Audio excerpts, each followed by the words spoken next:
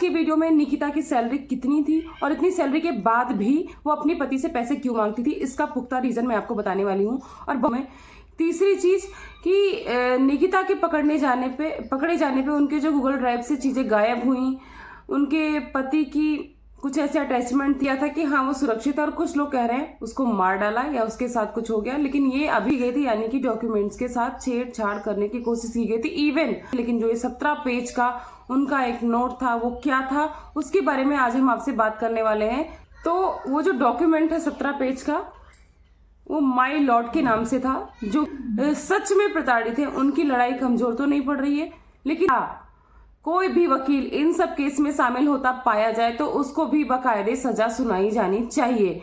उन्होंने बताया कि मैंने एक मकान खरीदा है जो लगभग और ये किस्तें भरने के बाद वो पैसे सिर्फ और सिर्फ अपने ऐशो आराम और अय्याशी में खर्च करती आई हैं।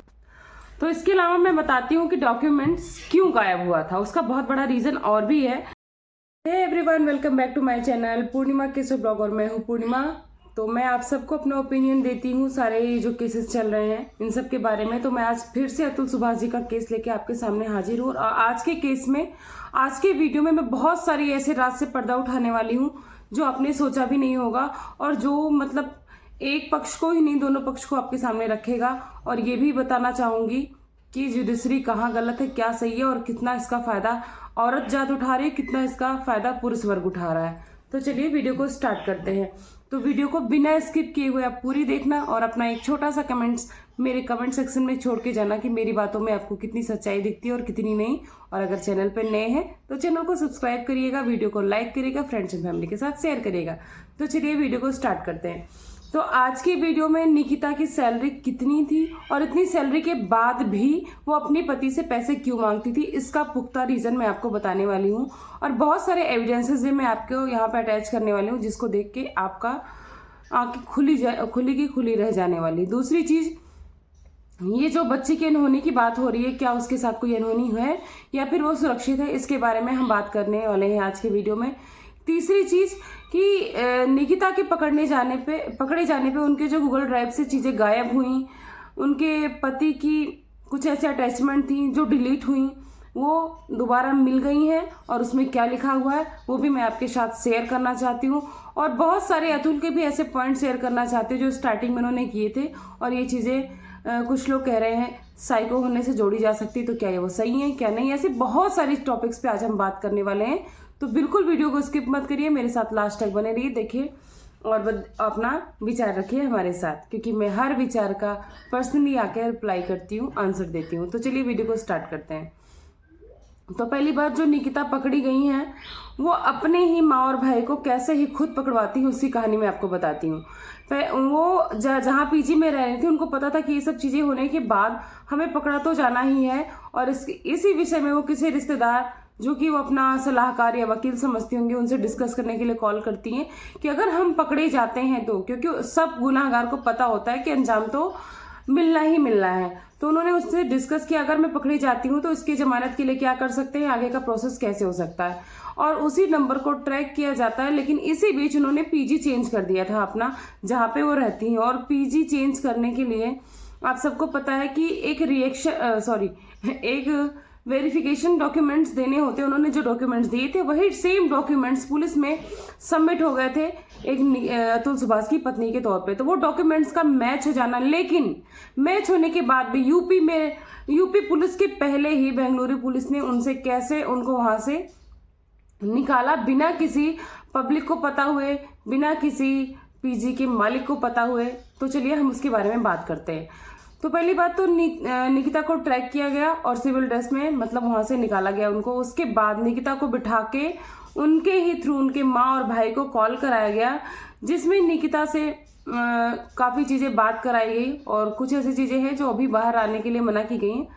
तो निकिता के भाई से जब उन्होंने पूछा कि आप कहाँ हो, तो उन्होंने बताया, ये तो पुलिस का अपना तरीका होता है चीज़ों को घुमाने का, ये आप सबको पता है। तो उन्होंने पूछा जब कहाँ हो, तो उन्होंने बताया कि हम इलाहाबाद यानी प्रयागराज के एक होटल में हैं। उस होटल का नाम है रामेश्वरम, मैं आपको उनका नाम भी बता सकती हूँ। तो उस होटल में उनको पकड़ा गया और उसके बाद वो 111 करके एक रूम नंबर था, उसमें रुकी हुई थी उनकी माँ और भाई।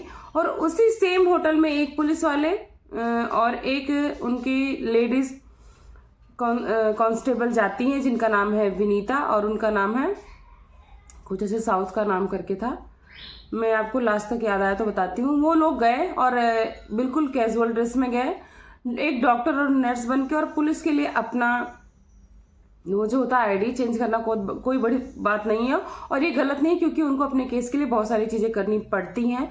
तो वो दोनों ने एक एक कमरा अलॉट किया, मतलब डायरेक्ट जाके पकड़ा नहीं।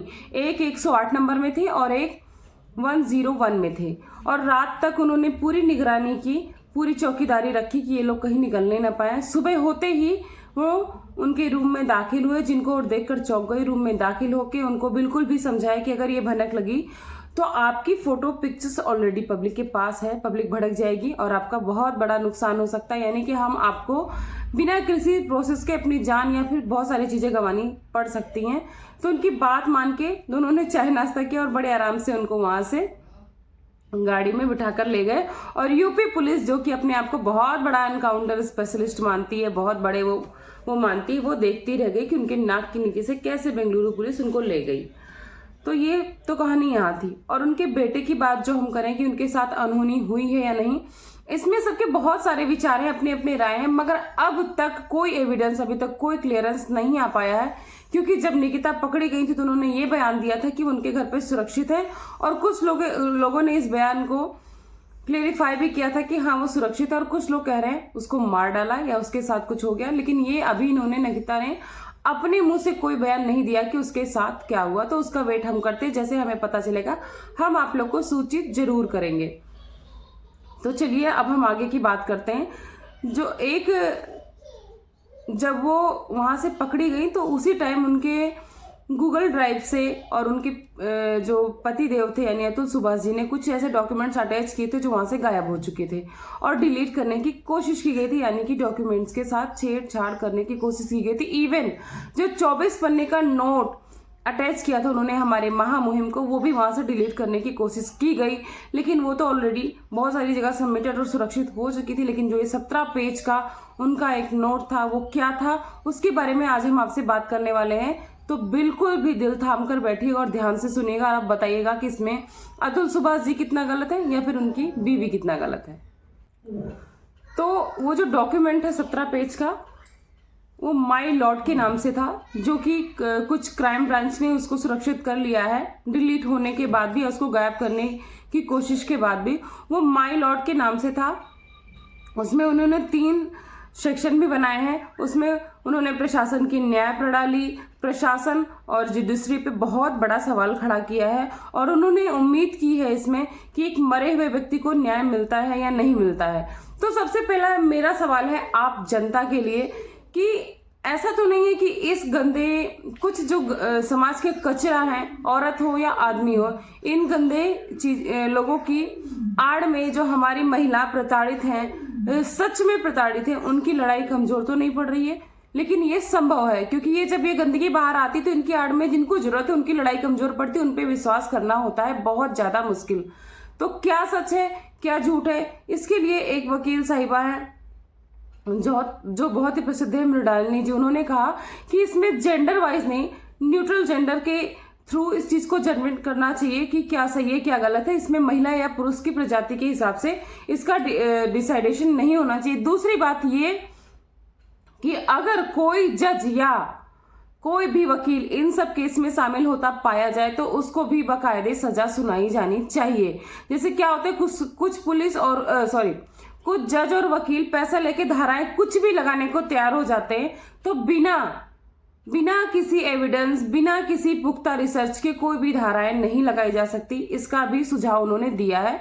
तो ये आप बताना सही है कि नहीं। तो मेरी तरफ से तो ये बिल्कुल सही है कि जो धाराएं लोग बोलते हैं ना कि तुम्हें हम ये धाराएं लगा के फंसा देंगे, बहुत ईजी है यार, बहुत ईजी है इसको लगाना। बाद में जो चीजें होती वो होती हैं, लेकिन धाराएं लगाना इजी है और ये नहीं होना चाहिए। बिना किसी जांच, बिना पुख्ता सबूत, बिना किसी कारण ये धाराएं नहीं लगनी चाहिए।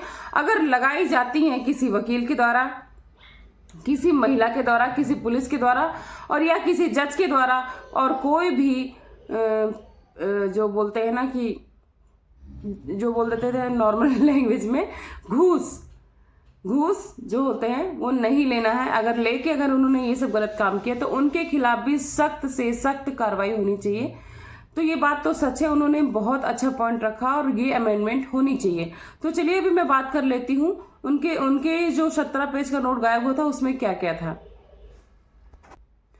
तो जो उस डॉक्यूमेंट की पहली लाइन है उसमें लिखा है कि उन्होंने तो इंग्लिश में पूरा लिखा है, लेकिन मैं आपको हिंदी में डिकोड करके बताती हूँ। उन्होंने लिखा है कि इस लेटर में हमारे देश के जो महामहिम हैं उनको ये लिखा जा रहा है एक मरे हुए व्यक्ति के द्वारा। मतलब उन्होंने अपने आप को उस टाइम ही मरा हुआ मान लिया था और आप इस दुनिया के सबसे काबिल और सबसे योग्य व्यक्ति हैं जो आपको ये पद मिला है। और मैं आशा करता हूं कि आप मेरी बातों को समझेंगे, क्योंकि जो हमारे देश की कानून व्यवस्था है, हमारे देश का समाज है, हमारे देश का वर्ग है, उसको कहीं ना कहीं इन सब चीज़ों का सामना करना पड़ रहा है, जिसमें बहुत सारे करप्शन है, बहुत सारे, चाहे वो प्रशासन के व्यक्ति हो, चाहे ये नॉर्मल समाज के व्यक्ति हो, उनको हानि पहुंचाने की कोशिश कर रहे हैं, उन पे सवाल उठाने की कोशिश कर रहे हैं।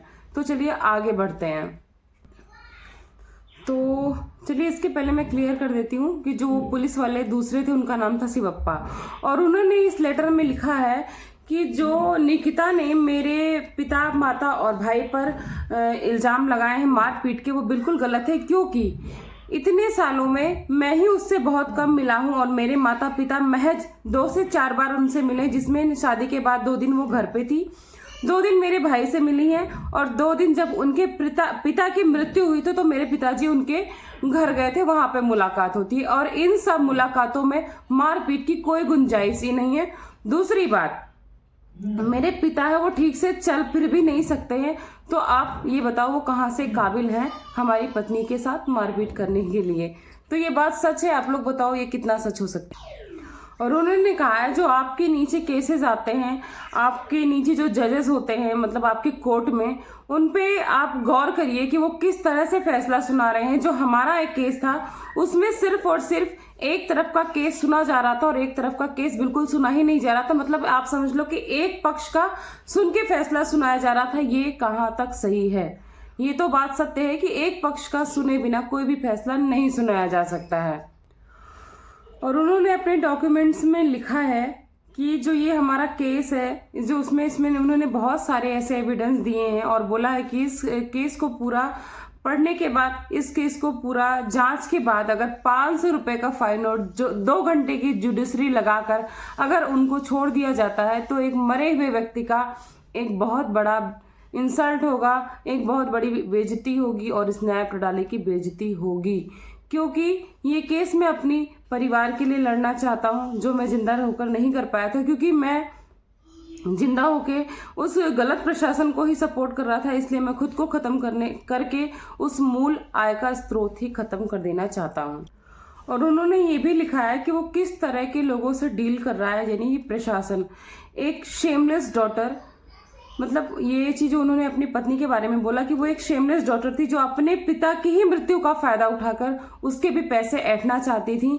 बहुत गंदी तरीके से उन्होंने लगाया था कि डावरी का केस, कि हमारे पिता इसी की वजह से उनकी मृत्यु हुई, जो कि बिल्कुल गलत साबित हुआ। और क्रॉस एग्जामिनेशन में उन्होंने खुद अपने मुंह से कबूल किया कि ये केस गलत था। और एक कैरेक्टरलेस पत्नी जिसने गलत तरीके से हर चीजों की डिमांड की, रिलेशनशिप की, जो कि हम इस सोशल प्लेटफॉर्म पर बता भी नहीं सकते हैं, क्योंकि ये पति पत्नी के बीच की चीजें होती, पर वो इतनी गलत थी। और एक शेमलेस मॉम जो कि अपने बच्चों को पाल नहीं सकती है। जब तक मैं उसके साथ था उसका सारा काम करता था, आज भी वो उसको ना फाइनेंशियली रूप से सपोर्ट कर सकती है और ना ही अपने हाथ पैर से। वो अक्षम है, इस चीज का शायद उन्होंने जो जिक्र है अपने वीडियो में भी किया है।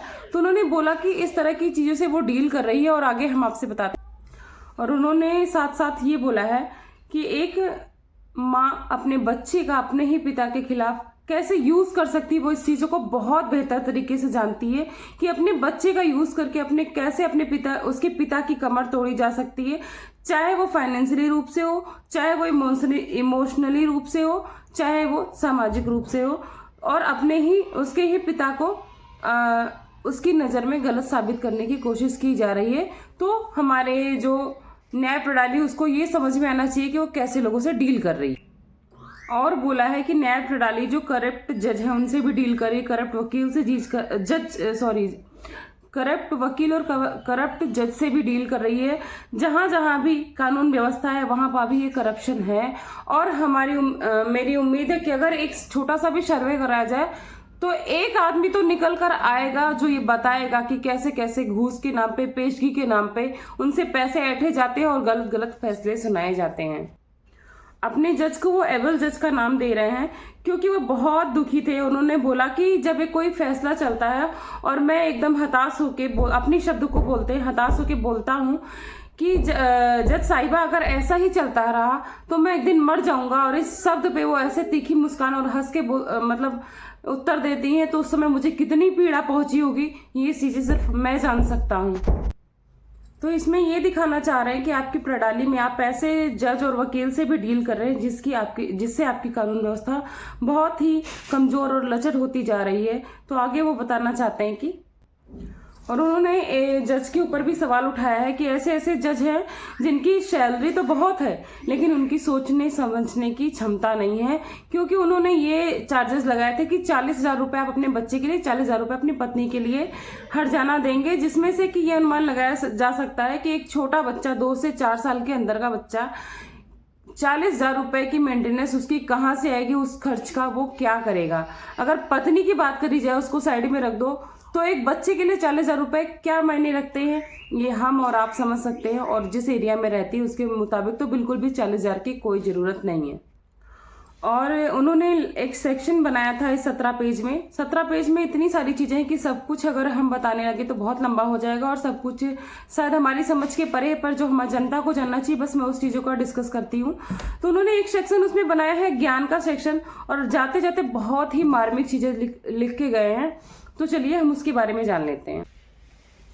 और इस डॉक्यूमेंट्स के आखिरी में पहले मैं ये बताना चाहती हूँ वो क्या मार्मिक शब्द थे उन्होंने मतलब माफ़ी मांगी है महामुहिम से कि अगर मैं गलत हूँ तो मुझे माफ़ करिएगा, लेकिन जो हमारी न्याय प्रणाली है उससे हमारी एक डिमांड है। एक मरता हुआ व्यक्ति जो कि टैक्स पेयर है, एक मरता हुआ टैक्स पेयर ये सवाल करता है कि अगर वो पुरुष की जेब पर ना जाकर केस की गहराई पर जाकर जांच करे, फैसला सुनाए, तो क्या ये सही होगा या गलत होगा। यानी कि उनका कहने का मतलब है कि जो हमारे समाज में, हमारे कोर्ट में केसेस आते हैं, उस केसेस की सच्चाई जानने के बजाय हमारे जो न्याय प्रणाली है वो ये देखती है कि कितनी मोटी पार्टी है, उसके हिसाब से चीजें करती है। ये गलत है। आपको केस को जस्टिफाई करना चाहिए, कोई न्याय के योग्य है और कौन न्याय के योग्य नहीं है, इसको ध्यान देना चाहिए। जबकि ये होता है जो मोटी फीस देता है हमारे वकील और जज उसके साथ हो जाते हैं, जो कि बहुत गलत है। और यही उन्होंने अपने सामने से सवाल उठाया। आप लोग बताने कितना सही है। तो चलिए अब बात करते हैं निकिता की सैलरी के बारे में। तो वो एक बहुत ही प्राइवेट नामी कंपनी में काम करती हैं जिसका ट्विटर हैंडल अचानक से होल्ड कर दिया गया है, जिससे ना कोई चीजें बाहर आ सकती है ना जा सकती। लेकिन बहुत सारे सोशल मीडिया पे ये भी बोल रहे थे कि निकिता सिंघानिया को जॉब से निकालो, लेकिन बहुत सारी चीजें होती हैं जो इतनी आसान नहीं होती हैं। कंपनी उस पर भी ध्यान देती है, उसके बाद ही कोई कदम उठाती है। तो बहुत सारे लोग ना उनको टैग कर करके बोल रहे थे कि इनको यहाँ से निकालो। तो चलिए उस पर जो एक्शन होगा वो सामने। तो उसकी सैलरी है 78,845 रुपीज़। और इन सब के चक्कर में जो कंपनी की सीईओ है और कंपनी ने अपने हैंडल को प्राइवेट कर दिया है, क्योंकि कोई भी चीज़ बाहर लाने से पहले उसके बारे में जांच करना तो उनका भी बनता है। और जब तक कोई पुलिस प्रशासन उनको फैसला नहीं सुनाती, उनको भी ध्यान में चीज़ें रखनी होती हैं। तो इस सैलरी के बाद आप समझ सकते हो कि अगर कोई अपने पति से पैसों की डिमांड करती है तो क्या हो सकता है। तो इसको ध्यान में रखते हुए उससे क्वेश्चन पूछा गया कि आपकी इतनी सैलरी है लगभग 80,000 के आसपास, तो आपने उनसे इतने ज़्यादा पैसों की डिमांड क्यों की। तो उन्होंने क्या बताया, आप लोग ध्यान से सुनिएगा। उन्होंने बताया कि मैंने एक मकान खरीदा है जो लगभग 60 लाख रुपए के आसपास का है। तो आप सोचो कि वो उसकी किस्त जाती है 49,000 रुपीज़ यानी 49,000 रुपये, और इसके अलावा लगभग 19,000 रुपये की एक और किस्त जाती है। उस किस्त का उन्होंने अभी तक जिक्र नहीं किया वो किस चीज़ की है। तो मतलब ये सब जाने के पास उनके पास बस आसपास 10,000 रुपये बचते हैं, जिसमें वो अपने बच्चे का और अपने के लिए काबिल नहीं है, और वो अपने पति को चूसना चाह रही हैं। बोल रही हैं इसमें अपने बच्चे का देखभाल नहीं कर सकते हैं क्योंकि पैसे बहुत ज़्यादा लगते हैं। और यानी कि आप समझ लो टोटल उनको अपने अय्यासी और अपनी मजबूती पे पैसे खर्च करने थे। उसके चक्कर में उनके पति की कोई भी हालत हो उनसे मतलब नहीं है। और उन्होंने बोला कि जो मतलब उनसे जब कबूल कराया गया तो उसमें ये सामने निकल गया कि जो अब तक उन्होंने पैसे लिए हैं और ये किस्तें भरने के बाद वो पैसे सिर्फ और सिर्फ अपने ऐशो आराम और अय्याशी में खर्च करती आई हैं।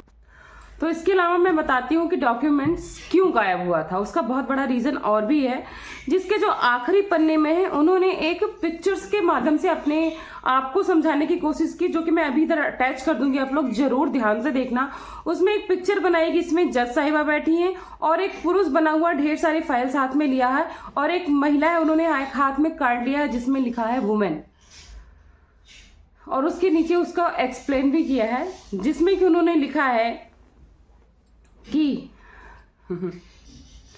उस पिक्चर में जज साहिबा के ऊपर डायरेक्ट लिखा, आप लोग ध्यान से देखो, एविडेंस। मतलब कि जज साहिबा बोलती है एविडेंस क्या है, तो वो अपनी फाइल्स दिखाते हैं कि मेरे पास इतने सारे सबूत हैं, लेकिन उसी बीच उनकी जो निकिता जी उनका कार्ड है वुमेन, तो उसमें साफ साफ तौर पे ये कहना चाहते हैं कि एक मर्द के पास कितने भी सारे सबूत हों और एक अगर औरत है, चालाक औरत नहीं बोलेंगे, यहाँ पे बहुत गलत है, औरत नहीं बोलेंगे क्योंकि दुनिया में सारी औरतें ऐसी नहीं होती हैं। एक जो चालाक और गंदी नीच औरत है अगर वो वुमेन कार्ड खेलती है तो जज साहिबा कहती नहीं तुम्हारा एविडेंस नहीं, इनका ये वुमेन कार्ड पहले देखा जाएगा। तो इस तस्वीर के बाद भी बहुत सारी चीजें हैं जो आपके साथ शेयर करनी है, जिसमें आपको बताया था मैंने 3 सेक्शन था, पहला इंट्रोडक्शन, दूसरा ज्ञान और तीसरा सेक्शन है ट्रोलिंग का। तो जो ज्ञान सेक्शन उन्होंने बहुत तरह के सर्वे किए, उसमें बताया है कि मैंने बहुत सारे सर्वे किए जो इस टाइप के केसेस हैं, और उस केसेस में उन्होंने बहुत सारे यूट्यूब के लिंक्स भी लगाए हैं कि आप इसको देख के ध्यान से देखो और इसका सर्वे करो कि ये कहाँ तक सही है और कहाँ तक गलत है, और किसको न्याय मिल रहा है और किसको न्याय नहीं मिल रहा है, और कौन न्याय के योग्य है और कौन न्याय के योग्य नहीं है। अब लास्ट सेक्शन आता है ट्रोलिंग सेक्शन, उसमें उन्होंने क्या कहा मैं भी बताती। तो उसमें उन्होंने पेज नंबर 12 पे एक फोटो लगाई है जिसमें चीफ जस्टिस ऑफ इंडिया की फोटो है जो सुपर बाइक पर बैठे हुए हैं, और उसमें लिखा है कि मतलब जो हमारे जजेस हैं और हमारे ऐसे लोग हैं जो प्रशासन से जुड़े हैं वो चाहते हैं कि हमें सारे ऐशो आराम मिले, और जो हमारी जनता है उनकी परवाह किए बिना कि उनको कुछ भी ना मिले अपने आप को। उसके पेज नंबर 13 में भी एक फोटो लगाई, उसमें उनकी लग्जरी कार की फोटो है। तो उन्होंने ये साबित करने की कोशिश की है कि हमारे पैसे की रिश्वत वगैरह लेकर, मैं सारे फोटो अटैच कर दूंगी, सारी हम लोग की रिश्वत और घूस से वो इतनी लग्जरी लाइफ जीते, और हम आम जनता बेवजह एक छोटी सी गंदगी की वजह से हम अपनी लाइफ को खुद से ही सेक्रीफाइस करके चले जाते हैं। और उन्होंने कार की फोटो लगाने के नीचे जस्ट लिखा हुआ है कि जो हमारे ये जज और ये सब बैठे हैं प्रशासन में के जिम्मेदार व्यक्ति, वो अपनी सैलरी इंक्रीज करने के बारे में कितने अच्छे से डिस्क्राइब करते हैं, लेकिन वो ये भूल जाते हैं कि हमारी समाज के प्रति जिम्मेदारी क्या है। और ये लिखते हैं कि समाज में कैसे ही एक गंदी महिलाओं को मजबूत किया जा रहा है, उनको ड्रैकुला बनाया जा रहा है ताकि वो हम जैसे मर्दों का खून चूस सके। और एक बहुत ही अजीब बात लिखी है कि जो भारत में आतंकवादी हमले होते हैं किसी भी देश में, उसमें कितने लोग शहीद होते हैं, जिसमें जो जापान से हुई थी और बहुत सारी लड़ाइयों की है। इतना डिस्क्राइब बहुत ज़्यादा हो जाएगा, उसमें 3 से 4 हज़ार का लगभग आंकड़ा आता है। लेकिन जो भारत में पढ़े लिखे मर्द हैं और ये जो बेकार औरतें हैं, प्रताड़ना में अगर देखा जाए तो 64,000 के लगभग मर्द इस दुनिया में जूझ रहे हैं, या कहें कि वो जिंदा होते हुए भी नहीं सुरक्षित हैं। और लास्ट में उन्होंने एक फोटो अटैच की जिसमें न्याय की देवी की आंखों की पट्टी खोल दी गई है। तो उन्होंने इसमें डिस्क्राइब किया है कि न्याय की जो देवी उनकी आंखें खोलने की बजाय ये काम करना चाहिए था कि केसेस में सच में किसको न्याय मिल रहा है, सच में किसको न्याय नहीं मिल रहा है, कौन अपराधी है, इस चीज की जांच पे ज्यादा ध्यान देना चाहिए। क्योंकि औरतों के जो ये कानून है उसकी आड़ में पुरुष प्रताड़ित हो रहा है, मजबूत औरतों की आड़ में कमजोर औरतों को न्याय नहीं मिल पा रहा है, और जो सच में प्रताड़ित हैं उनके मुकदमे कोर्ट तक आने के बजाय घर में ही सुलझ के रह जा रहे। सुलझ के मतलब कंप्रोमाइज होके रह जा रहे, जैसे कि मैंने अपनी जिंदगी को कंप्रोमाइज या सेक्रीफाइस कर दिया। और वो हर पेज पे ना अपनी साइन करते हुए आए हैं, और एक पेज पे उन्होंने लिखा है जो कि 16 नंबर का पेज है, उसमें लिखा है कि अगर ऐसा ही चलता रहा तो भविष्य में चाहे वो औरत वर्ग हो चाहे वो पुरुष वर्ग हो, उसके लिए शादी एक स्कैम का जरिया बन जाएगा। अगर वो पुरुष जाति गलत मानसिकता का शिकार है तो औरत को दहेज के नाम पे लूटेगी, खाएगी और प्रताड़ित करेगी, और अगर पुरुष गलत मानसिकता का शिकार है तो वो दहेज के नाम पर खाएगा, और अगर औरत गलत मानसिकता का शिकार है तो हर्जाना और एलिमनी के नाम पर जिंदगी भर उसको नोचेगी और खाएगी। और इन्होंने एक बहुत ही अटपटी सी बात लिखी है, शायद वो सबसे आप भी एग्री नहीं होंगे, कि जैसे अमेरिका में लोगों को गन रखने की इजाजत है, हथियार रखने की इजाजत है, इंडिया में भी हम मर्दों को ये या फिर औरतों को ये इजाजत मिलनी चाहिए, ताकि जो लोग गलत फैसला सुनाते हैं वो थोड़ा डर में रहें। लेकिन मुझे लगता है ये कहीं से भी जायज नहीं है, इसका बहुत ज्यादा गलत फायदा भी उठाया जा सकता है। तो उन्होंने बोला, मैंने बहुत सारी बातें ना, उन्होंने 16वें पेज के लास्ट में लिखा, मैंने बहुत सारी बातें ऐसे लिखी जो कोर्ट को भी चुभ सकती हैं, इसमें वो मेरे ऊपर कंटेंट ऑफ कोर्ट का भी एलिगेशन ना लगा दे, इसलिए मैं इस दुनिया को छोड़कर जाना ही सही समझता हूँ, नहीं तो मैं जिंदगी भर ये केसेस में ही उलझ कर रह जाऊंगा। और मैं चैलेंज करता हूँ और मैं अपने आप को इसमें कहीं से भी गिल्टी फील नहीं करता हूँ। तो आप लोग समझ सकते हो कि ये डॉक्यूमेंट्स को क्यों गायब किया गया। इसमें जो प्रशासन से जुड़े हुए लोग हैं उनको भी कई बातें चुभने वाली हैं, और उनकी जो पत्नी है उनको भी कई सारी बातें चुभने वाली हैं। तो मतलब बहुत सारी बातें सही हैं और बहुत सारी बातें अजीब हैं उन्होंने लिखी हैं। और लास्ट में लिखा है कि मुझे पता है कि इन सब बातों के बाद मुझे कंटेम्प्ट ऑफ कोर्ट का सामना करना पड़ सकता है, तो मैं अपने आप को, यानी मैं टैक्स पेयर हूँ तो, और पैसे के मूल जो जड़ है उसको ही खत्म कर देता हूँ। और उनको साइको क्यों कहा गया था, लास्ट में मैं भी क्लियर कर देती हूँ। उनको साइको इसलिए कहा जा रहा है क्योंकि उन्होंने कुछ ज्यादा ही सर्वे करके चीजें लिखी गई, इसलिए उनको साइको कहा गया। दूसरी चीज, जब उनके हनीमून के टाइम जो बैग गायब हुआ था उस पर वो बहुत डेस्परेट होकर परेशान थे या फिर बहुत पजेसिव थे, तो उसमें उनकी पत्नी ने उनका मजाक उड़ाया है, जो कि उन्होंने खुद ही अपने लेटर में डिस्क्राइब किया है। तो कुछ लोगों का कहना है कि एक बैग गायब होने से इतना ज्यादा मतलब परेशान नहीं होना चाहिए था। तो भाई हो सकता है उनकी कोई कीमती चीजें रही हो या फिर जो भी बात हो वो सब निकल के आएंगी। तो आप जरूर बताना कि आपको इन सब चीजों में कितनी चीजें सही लगती हैं, कितनी चीजें गलत लगती हैं। और वीडियो बहुत लंबी हो गई है, तो चलिए मैं आपको मिलती हूँ नेक्स्ट वीडियो में अपने विचारों के साथ। तो थैंक्स फॉर वॉचिंग पूर्णिमा केसो ब्लॉग। मिलते हैं नेक्स्ट ब्लॉग में। Bye bye.